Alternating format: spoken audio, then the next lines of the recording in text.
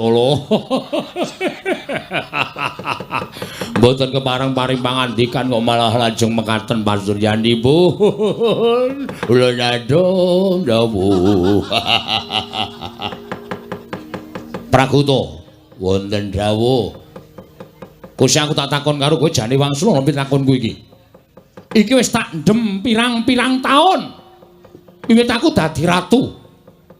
Petungaku kok sarwa merucut. Wah, mboten kenceng niku. Piye?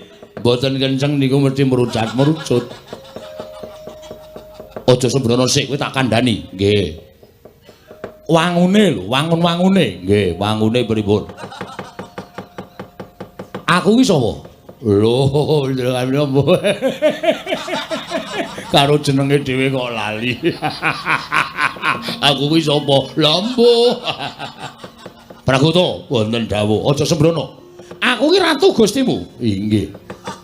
Nata Mantura Prabu Baladewa ki mung siji aku. Aku ratu Gustimu. Inggih. Kowe pangkatmu apa? Patih. Patih ngendi? Patih Mandura. Tegese kowe nomor pira? 1 2 3 4 5. Wong nomor 2, wong nomor 2. Patih ki wakiling ratu. Nggih. Kowe iso ora njunjung derajate Baladewa?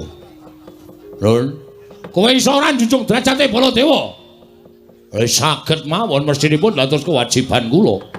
Kula nek saged njunjung dhateng derajatipun Sinuwun Prabu Mandura jer panjenengan menika sembahan kula. Ngaten menika to.